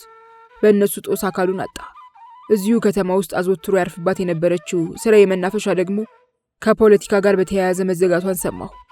እነሆ አሁን ደግሞ እርሶም አሰሪዎቹ በፖለቲካ ጉዳይ ከሀገር መባረራቸውን እየነገሩኝ ነው። ይህ የፖለቲካ ጉዳይ እኔም እንዳላገኘው ምክንያት ሊሆን ነው። ታዲያ ይሄ ያሳዝንም አቶ ካህሳይ ሲል በልሁ የተሰማውን ጥልቅ ሐዘን ለካህሳይ ገለጸለት። ካህሳይ ገብሩ በሰማው ታሪክ በበልሁ አለቃቀስና የነገሮች አገላለጽ የሱም ልብ ተነካ። በልሁን ያህል ግርማ ሞገሱ ግጥም ያለ የወጣት ጠንበለል ከፊቱ ቁጭ ብሎ እንባውን እያፈሰሰ ብሶቱን ሲገልጽለት የሱም አንጀት ተላወሰ። ወንድ ልጅ ሲከፋው እንባው ምን ያህል ቅርብ እንደሆነ ከመቼውም ጊዜ በላይ ሲረዳ ሆዱ ተንቦጫቦጨ። በሐዘን ስሜት ራሱን ደጋግሞ ዘወዘና በልሁን ትኩር ብሎም ተመለከተው። በልሁ አሁንም ንግግሩን ቀጠለ። በቃ እኮ አቶ ካህሳይ ከእንግዲህ ወንድሜን ላላገኘው ነው አለው። እንባው በዓይኖቹ ላይ ተቋጥሮ ሰማይ እየመሰለ። ካህሳይ ገብሩ አሁንም ላፍታ ያህል በሐዘን ዓይን ከተመለከተው በኋላ ራሱን ለረዥም ጊዜ ወዝውዞ በረዥሙ ተነፈሰና ለመሆኑ የወንድም ስም ማን ይባላል ሲል ጠየቀው። አስቻለው ፍስሐ። እዚያ ያልከኝ ቦታ ላይ ይሰሩ ከነበሩ ሚስዮኖች ጋር ይሰራ እንደነበር እርግጠኛ ነህ? በቂ የሆኑ አመልካች ምልክቶችን አግኝቻለሁ። በአመዛኙም እርግጠኛ ሆኛለሁ። ካህሳይ ገብሩ በልሁን እየተመለከተ ትንሽ ከቆየ በኋላ ፈጠን ባለ ሁኔታ የስልክ እጀታ አነሳ። ቁጥሮቹን አዙሮ ያዳምጥ ጀመር። ከትንሽ ቆይታ በኋላ መናገር ጀመረ በስልክ። ሄሎ አቶ ኃይለአብ፣ የእነዚያ ባለፈው ዓመት ከሀገር የተባረሩ የጣሊያን ሚስዮኖች ፋይል በቅርብ ይገኝልሃል? እስቲ ያቀርቡት በነበረው ዓመታዊ የሥራ ሪፖርት ላይ በሰው ኃይል ዝርዝራቸው ውስጥ የሥራ ማዕረጉ ነርስ የሆነ አስቻለው ፍስሐ የሚባል ሰው ተመዝግቦ ከሆነ አይተህ ብትነግረኝ። ጎሽ የኔ ወንድም፣ ደውልልኝ፣ እጠብቅሃለሁ አለና ስልኩን ዘጋው። ወዲያው ወደ በልሁ ዞር ብሎ ሲመለከት በረዥሙ ሲተነፍስ አየው። ሰማህ አቶ በልሁ ሲል ጀመረ ካህሳይ በሁለት ክንዶቹ ጠረጴዛውን ተደግፎ ፊት ለፊት በልሁን እየተመለከተ። አቤት አቶ ካህሳይ፣ ስሜቱ ሁሉ ገብቶኛል፣ አሳዝኖኛልም። ግን አንድ ነገር እንድትረዳልኝ ይፈልጋለሁ። ትቀበለኝ ይሆን? ምን ይሆን አቶ ካህሳይ? የወንድምህ በፖለቲካ መዘዝ መሰቃየት የእድሉ ወይም የእድል ለቢስነት ውጤት አይደለም። ኢትዮጵያዊ በመሆኑ ብቻ የሚጠብሰው እሳት ነው። ይህ ደግሞ ምናልባት ልክ እንዳንተ ወንድም ጠባሳው ጎልቶ አይታይብን እንደሆነ እንጂ እኔም አንተም በአጠቃላይ ኢትዮጵያውያን ሁሉ በፖለቲካ እሳት የተቃጠልንና በመቃጠል ላይ የምንገኝ አሳዛኝ ፍጡራን ነን። እንዲያውም ነደን እንዳናልቅ መስጋትና መፍራት ያለብን ዜጎች ነን ካለ በኋላ ካህሳይ ምራቁን ዋጥ አድርጎ ላፍታ ያህል ካሰላሰለ በኋላ ንግግሩን ቀጠለ። አየህ አቶ በልሁ፣ ለዚህ ደግሞ ምክንያቷ ሀገራችን ኢትዮጵያ አይደለችም። ምናልባት እኛ ዜጎቿና ይበልጥ ግን ፖለቲከኞቻችን ናቸው። የሀገራችን ፖለቲከኞች የሚመሩበትና የሚያራምዱት የፖለቲካ አስተሳሰብ ከራሳቸው ጥቅም ባለፈ ለሀገርና ለወገናቸው ምንም እንደማይጠቅም ራሳቸው ጠንቅቀው ያውቁታል። ይህም ስለሆነ ህዝባችን ተቀብሎናል ብለው ስለማያምኑ እንኳንስ የእያንዳንዱ ግለሰብ ወይም ማህበረሰብ የተቃውሞ ኮሽታ ዝምታው ራሱ ያስፈራቸዋል። ኮሽታውን ለማምከን በኃይል ይመቱታል። የዝምታውንም ትኩሳት ለማዳመጥ ሆን ብለው ራሳቸው ይቆሰቁሱታል። በአጠቃላይ ስለሚፈሩ ህዝባቸውን ማሳፈር አይፈልጉም። ለዚህም ሲባል የማይገቡበት የእንቅስቃሴ ዘርፍ የለም። ከግለሰብ ህይወት ጀምሮ በእድሩ፣ በትዳሩ፣ በእርሻው፣ በንግዱ፣ በእምነት፣ በሃይማኖቱ ወዘተ። ከዚያም ባለፈ የእያንዳንዱን ግለሰብ የየዕለት እንቅስቃሴ ካልተከታተሉ አይሆንላቸውም። ፈሪዎች ናቸውና ማስፈራራት የወገብ ቀበቷቸው ነው። በዚህ መሃል ተጎጂው እያንዳንዱ ግለሰብ ነው፣ እያንዳንዱ ማህበረሰብ ነው። የዚህ ሁሉ ጠቅላላ ድምር ውጤት ደግሞ የመላ የሀገራችን ህዝብ ጉዳትና ስቃይ ነው ካለ በኋላ ካህሳይ ገብሩ ንግግሩን ጠበቅ በማድረግ ታዲያ በእንዲህ ያለ መከራ ውስጥ ከተዘፈቀ ማህበረሰብ ውስጥ የተወለደው ያንተ ወንድም የፖለቲካና የፖለቲከኞች ሰለባ ቢሆን ምን ያስደንቃል ሲል ጠየቀና ወደ ኋላ ወንበሩን ደግፍ በማለት የበልሁን ምላሽ ይጠባበቅ ጀመር። በልሁ ፍዝዝ ብሎ ካህሳይን እየተመለከተ በጽሞና ያዳምጥ ነበርና ካህሳይ ንግግሩን ለጊዜው ቆም ሲያደርግ እስካሁን አምቆ ይዞት የነበረውን ትንፋሽ በረጅሙ ተንፍሶ አወጣው። በካህሳይ አነጋገር ተደንቆም ለረዥም ጊዜ ራሱን ዘወዘ። ተሳሳትኩ አቶ በልሁ ሲል ጠየቀው ካህሳይ የበልሁን አኳኋን ፊት ለፊት እየተመለከተ። በልሁ ግን ለካህሳይ ጥያቄ ቀጥተኛ መልስ ከመስጠት ይልቅ ሐሳቡ በትክክል የገባው መሆኑን በሚገልጽ አነጋገር የመጨረሻው ነገር አያስፈራም አቶ ካህሳይ ሲል ጠየቀው። ካህሳይ አሁንም በሁለት ክንዶቹ ጠረጴዛውን ተደገፈና ያስጨንቃል ሲል ቀጠለ። እንደምታውቀው ሀገሪቱ ዳር እስከ ዳር በጦርነት እየታመሰች ነው። ሁሌም እየደማች ነው። በየቀኑ እየቆሰለች ነው። ከተፋላሚ ወገኖች የሚሰማው ሁሉ የጀግንነት ወሬ እንጂ የተለየ ፖለቲካ አመለካከት ወይም የተለየ ኢኮኖሚያዊና ማህበራዊ ፍልስፍና አይደለም። በተቃውሞ ወገን የተሰለፈው ቡድን አሸንፎ ስልጣን ቢይዝ እንኳን የሀገራችንና የህዝቦቿ ዕጣ ፈንታ ምን ሊሆን እንደሚችል በግልጽ አይታወቅም። ምናልባት ሰዎች በሰዎች ተለውጠው የጭቆና አገዛዙን መልክና ባህሪ ይለወጥ እንደሆነ እንጂ። እንዴት ብትለኝ ድሉ የጠመንጃ እንጂ የአዲስ ሐሳብና አመለካከት ስለማይሆን። ይህ ከሆነ ደግሞ ከዚህ ጦርነት በኋላ ሌላ ጦርነት ላለመነሳቱ አንዳች ዋስትና ሊኖረን አይችልም። ሌላ የተከፋ ቡድን መሸመቁ አይቀርምና ካለ በኋላ ካህሳይ ንግግሩን በባሰልህና ስሜት ቀጠለ። ያ ከሆነ የባሰ ችግር ሊያስከትል ይችላል አቶ በልሁ። አየህ፣ አንድ ጦርነት ወደ ሌላ ጦርነት እየተሸጋገረ የህዝብ ስቃይና መከራ በተራዘመ ቁጥር ህዝብም ከህዝብ እየተለየና እየተከፋፈለ ይሄዳል። በዘር፣ በሃይማኖት፣ በቋንቋ፣ በጎሳ ወዘተ። ምናልባት ገዢዎች በስልጣን ላይ የመቆያ ዘዴ የሆናቸው ዘንድ ይህን የህዝብ መከፋፈል አዝማሚያ ለራሳቸው ሲሉም ያበረታቱት ይሆናል። በህዝብ መካከል ጠብና ጥላቻ፣ ጥርጣሬና ፍርሃት በማስፈን እነሱ ከሌሉ አደጋ ሊፈጠር እንደሚችል አስመስለው ለማውራት ይችሉ ዘንድ የከፋ ውጥረትን ሊፈጥሩ ይችላሉ። ያም ሆኖ የተወጠረ ነገር ውሎ አድሮ መበጠሱ አይቀርምና የከፋ አደጋ የሚፈጠረውም ያኔ ነው። ይታይ አቶ በልሁ፣ ሁለት የፖለቲካ ቡድኖች ተፋልመው አንዱ ሌላውን አሸንፎ ስልጣን ቢይዝ ቢያንስ አንጻራዊ ሰላምና መረጋጋት ሊሰፍን ይችላል። ነገር ግን በዘር፣ በሃይማኖት፣ በጎሳና በቋንቋ ተከፋፍሎ የተፋጠጠ ህዝብ ባለበት ሀገር ውስጥ ድንገት አንድ ቀን የሽብር ፊሽካ የተነፋች እንደሆነ ማን ያንን እሳት የሚያጠፋው? ማን ያን የመከራ ሌሊት የሚያነጋው? ማን ያን ጨለማ የሚገፋው? ካለ በኋላ ካህሳይ ፊቱን ላብላብ እያለው የአፍንጫው ቀዳዳዎች ሳብገተር እያሉና አይኑንም ፍጥጥ አድርጎ በልሁን እየተመለከተ በእኔ እምነት ፈንድቶ የማያልቅ የበቀል ቦምብ፣ መግሎ መልጎ የማይጠግግ የሀገር ቁስል፣ ወርዶ የማይቆም የህዝብን ባያስከትላል ብዬ ፈራለሁ። ኢትዮጵያውያን እርስ በርሳችን እየተረጋገምን በራሳችን ላይ የምናመጣው መጽዓት አለና አይኖቹን በበልሁ ላይ ተከላቸው። በልሁ ተገኔ በህይወቱ ለመጀመሪያ ጊዜ ፈራ። በተፈጥሮ ጀግና ነበር። በግሉ እንኳን አንድ ሰው 10 ሆነው ቢከቡት ጭራሽ የማይደነግጥ ልበ ሙሉ፣ ቢሰነዝር ከመሬት የሚደባልቅ፣ ቢሰነዘርበት በአስተማማኝ የሚመክት። ዛሬ ግን ጉዳዩ የሀገርና ህዝብ ሆነበትና ልቡ ራደ። መላ ሰውነቱን የቀውስና የሽብር ሹክሹክታ ተሰራጨበት። ብቻ በረጅሙ ተነፈሰና በወቅቱም ያቺን መጀመሪያ አስመራ ከተማ የገባለት ያነጋገራትን የቡና ቤት አስተናጋጅ ስሜት አስታውሶ እንዲያውም እኮ ያ ጊዜ የደረሰ መስሎኝ አቶ ካህሳይ አለው። አይኖቹን ፍዝዝ አድርጎ ካህሳይን እየተመለከተ በጣም ተቃርቧል። በመገስገስ ላይ ነው።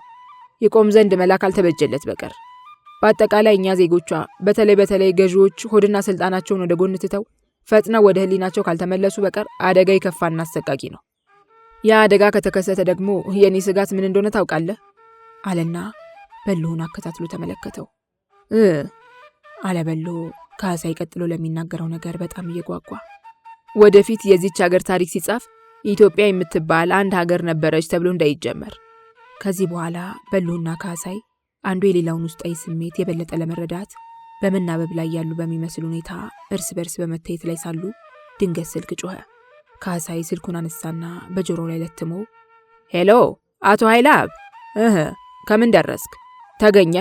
አመሰግናለሁ የኔ ወንድም አለና ስልኩን ዘግቶ ወደ በልሁ እየተመለከተ በእርግጥም የወንድምህን አድራሻ በትክክል ደርሰህበት ኖሯል አለው። አዎ አቶ ካህሳይ፣ እኔም አልተጠራጠርኩ ነበር አለና በልሁ ስለ መፍትሄው ምክር የፈለገ በሚመስል አይነት ታዲያ እንግዲህ ምን ባደርግ የሚሻል ይመስሎታል ሲል ካህሳይን ጠየቀው። በእኔ በኩል አንድ ነገር ላደርግልህ የምችል ይመስለኛል። ምን ይሆን አቶ ካህሳይ አለ በልሁ ቀልቡ ጓጓ እያለ። እነዚህ ሚስዮን የሚባሉ ነገሮች እኛ መንግስታዊ ያልሆኑ የበጎ አድራጎት ድርጅቶች ወይም በተለምዶ ኤንጂኦ የምንላቸው ናቸው። 11 ያህል ድርጅቶች አሁን በአስመራ ከተማ ውስጥ በመንቀሳቀስ ላይ ይገኛሉ። ብዙ ጊዜ በአንድ ኤንጂኦ ያገለገለ ሰራተኛ ያ ድርጅት ሲፈርስ ወይም ሲዘጋ አሊያም በሌላ ሁኔታ ስራ ሲያቆም ሰራተኛው ያለውን የሥራ ልምድ በመጠቀም ወደ ሌላ ሄዶ የመቀጠር ልምድ አለ። ያንተም ወንድም ከነዚያ ከተባረሩት ሚስዮናዊ ድርጅት ውስጥ እንደወጣ ምናልባት በሌላ ድርጅት ውስጥ ተቀጥሮ ከሆነ ልክ ዛሬ አቶ ኃይለአብ እንዳደረገው ሁሉ እኔም ከሱ ጋር በመተባበር የሌሎችን ድርጅቶች ሪፖርት በመመርመር የወንድም ስም ከተገኘ ውጤቱን በአንድና በሁለት ቀን ውስጥ ልገልጽልህ እችላለሁ አለው። አመሰግናለሁ አቶ ካሳይ አለ በልሁ በአክብሮትና በትህትና እጅ እየነሳ። የት ነው ያረፍከው ሲል ጠየቀው ካሳይ። ኒያላ ሆቴል 24 ቁጥር። ጥሩ አቶ በልሁ፣ በተረፈ እግዚአብሔር ካንተ ጋር ይሁን ብሎ በልሁን በሰላምታ ለመሸኘት ከወንበሩ ላይ ብድግ አለ። በልሁን ብድግ አለና ለሁለተኛ ጊዜ የከበረ ምስጋናውን አቅርቦ ተጨባብጠው ተሰነባበቱ።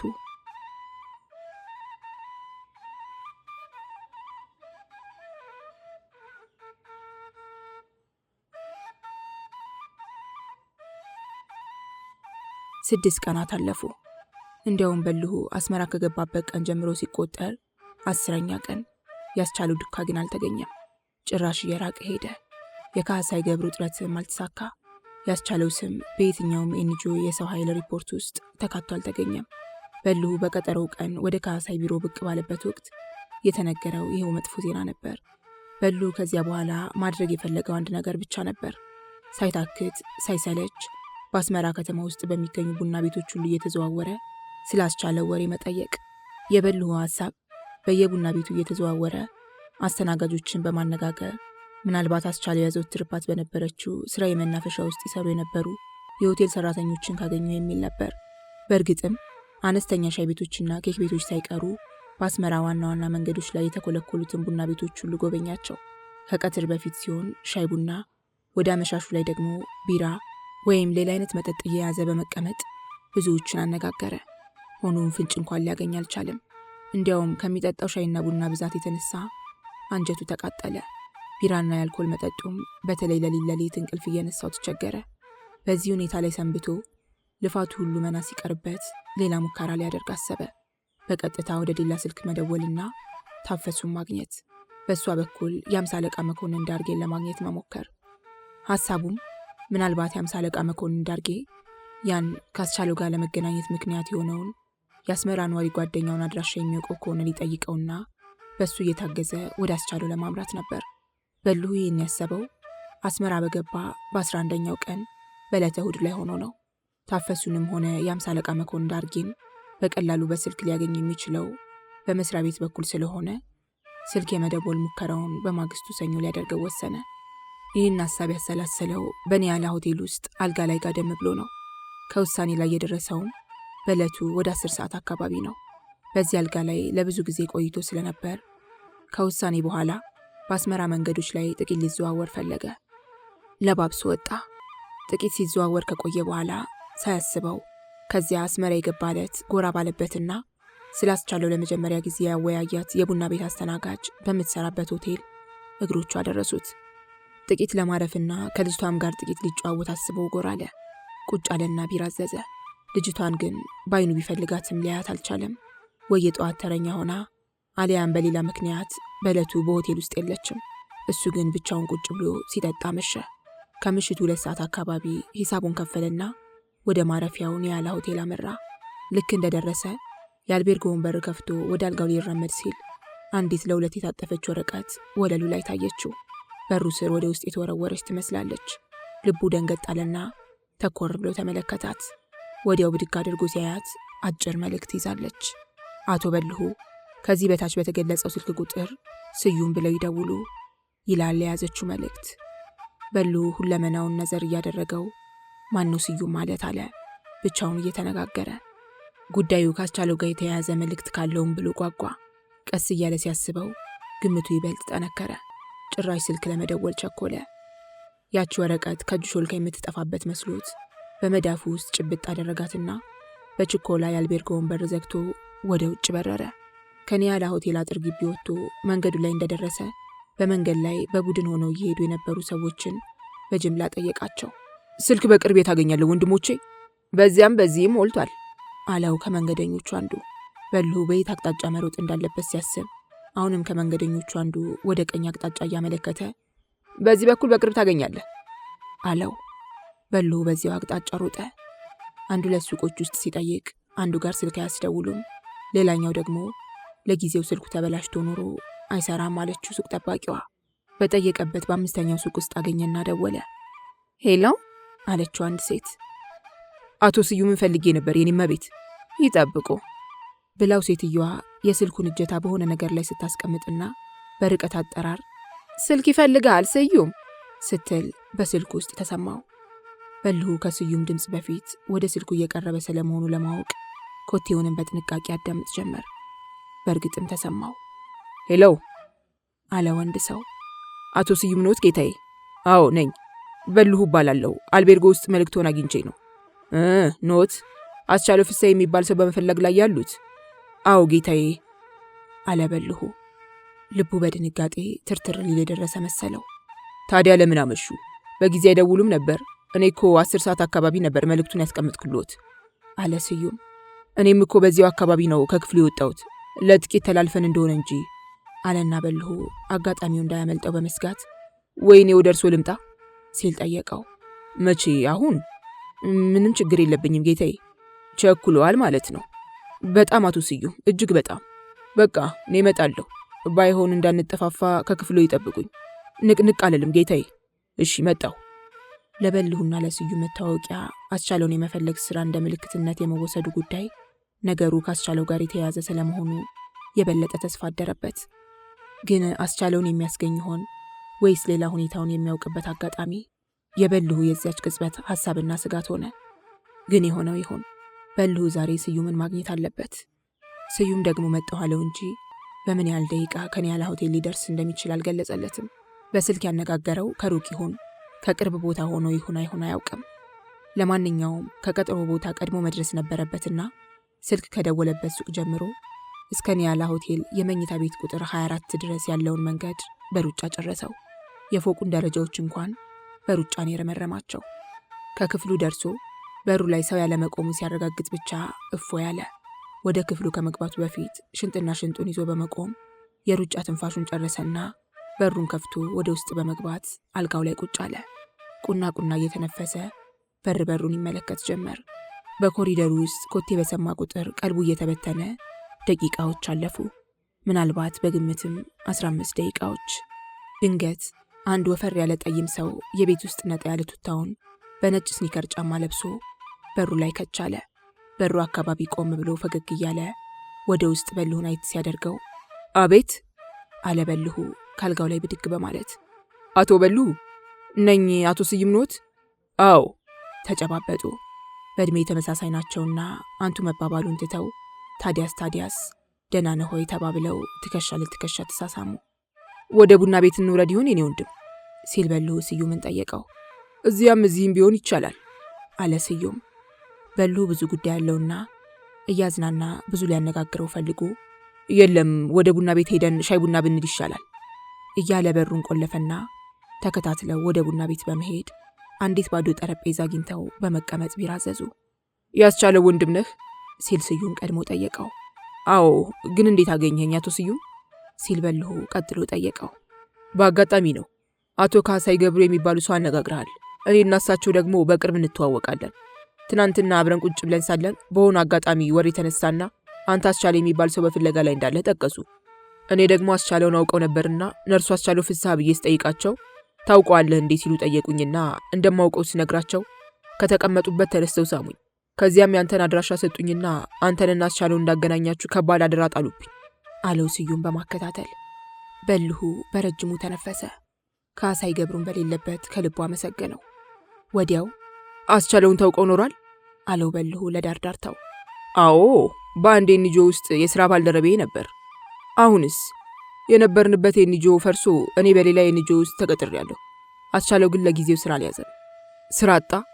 አቶ አይደለም፣ ግን ትንሽ እያመመው ስለሆነ ጤና አጥቶ ነው ብሎ ስዩም ሊቀጥል ሲል ድንገት አንድ ሰው ከኋላው መጣና ትከሻውን መታ አድርጎ ደሞ ቱታ ለብሰ መምጣት ጀመርክ እያለ ከፊት ዞሮ ጨበጠው። ያው ሰውዬ በልሁንም እየጨበጠ ሳለ ስዩም ተዋውቀው የአገር ወዳድ ወንድም ነው አለው። ክፍሌ በልሁ ተባብለው ተዋወቁ። ክፍሌ እነ በልሁ በነበሩበት ጠረጴዛ ላይ ቁጭ እያለና በተለይ ስዩምን እየተመለከተ ግን እሱ ልጅ እንዴት ሆነ ባክህ? ሰሞኑን ጠይቄው አላቅም ሻላላለው ይሆን ሲል ጠየቀው። ምንም አይለው አለና ስዩም በልሁን አይታደረገው። በልሁ ሁለት አዳዲስ ነገሮች በሐሳቡ ገቡ። በአንድ በኩል ያስቻለው መታመም፣ በሌላ በኩል ደግሞ አስቻለው ሀገር ወዳድ ተብሎ የመጠራቱ ነገር። በእርግጥ የስሙ ነገር አሳሳቢ አልነበረም። አስቻለው የዘመቻ ግዳጁን ካጠናቀቀ በኋላ ወደ ሀገሩ የመመለስ ፍላጎት ስላልነበረውና ለምን እንደሆነ ጓደኞቹ በጠየቁት ጊዜ የሆዱን በሆዱ እያደረገ ለምን እሄዳለሁ እዚሁ ሆኜ ሀገሬን ባገለግል አይሻልም በማለት ስለሚመልስላቸው ጓደኞቹም ከዚሁ በመነሳት ያወጡለት የቀልድና የመጽሐት ቅጽል ስም ነው። ለጊዜው ግን ሁኔታው የበልሁን ልብ ዷ ማድረጉ አልቀረም፣ አሳሰበው። ግን ያመዋል ሲል በልሁ ጠየቀ። የስሙን ጉዳይ ለጊዜው ማንሳት አልፈለገም። አዎ አልፎ አልፎ ቢሻለውም ብዙ ጊዜ ግን ያመዋል አለና ስዩም ጠርሙሱን አንስቶ ቢራውን ተጎነጨ። እኔ ግን የእሱ ልጅ ህመም አካላዊ ብቻ አይመስለኝም፣ የመንፈስ ችግርም ያለበት ይመስለኛል ካለ በኋላ ክፍሌ በተለይ ወደ በልሁ ዞር ብሎ ግን እንዴት ነው የኔ ወንድም አስቻለው ከሀገሩ ወደዚህ ወደ አስመራ ሲመጣ በመልካም ማህበራዊ ሁኔታ ውስጥ አልነበረም ሲል ጠየቀው። በልሁ ከምንም በፊትም ባቀደመው የክፍሌ ግምት ትክክል መሆኑን እሱ ይበልጥ ያውቀዋልና ሁሉን የሚያስቻለውን ሁኔታዎች በማስታወስ አዎ የኔ ወንድም ባስቻለው ሆድ ውስጥ ብዙ ጣጣ አለ አለና በአይኑ ላይ የተንጠለጠለውን እንባ በመዳፉ ሙሉ ጥርግ አደረገው። ስዩምና ክፍሌ የበልሁን አኳኋን ሲያዩ ልባቸው ደንገጥ አለ። ትኩር ትኩር እያሉ ተመለከቱት። ስዩም ቀደም አለና በልሁን ለማጽናናት ያክል አይዞህ ያሰጋህ መታመሙ ከሆነ ይህን ያህል በጠና የተያዘ እንዳይመስልህ አለና አሁንም የበለጠ ለማበረታታት ያህል ነገ ልታገኘውና ልታየው አይደል አለው። መገኘቱ ጥሩ አለ በልሁ በሆዱ። ወዲያው ደግሞ ብቻ በአጠቃላይ የአስመራ ሰዎች እግዚአብሔር ይስጣችሁ፣ ለፍቼ ደክሜ በከንቱ እንዳልቀር ተባብራችሁኛል አለና ጣዕሙ ምንም ባይለውም የቢራ ጠርሙሱን አንስቶ ተጎነጨ። በመሃል ክፍሌ ከተቀመጠበት ብድግ አለና ስዩም እስቲ ለአንድ ጉዳይ ፈልጌያለሁ፣ አንድ ያናግረኝና ትመለሳለህ አለው። ኧረ እኔም ልሄድ ነው ጠብቀኝ፣ ይችን ልጨልጥና አብረን እንውጣለን ካለው በኋላ ስዩም ወደ በልሁ ዞር ብሎ በቃ የኔ ወንድም ነገ በፈለግከው ሰዓት አስቻለው ቤት ወስጄ ያገናኛችኋለሁ አለው። ከቻልክማ በጠዋት ነው አቶ ስዩም አለው በልሁ። ችግር የለም በጠዋት ተነስተ ጠብቀኝ፣ እዚሁ ድረስ መጥቼ ይዤ እሄዳለሁ አለና ስዩም የያዛትን የጠርሙስ ቢራ በአንድ ትንፋሽ ጨልጦ ተነሳ። ተመሰጋግነው ተለያዩ።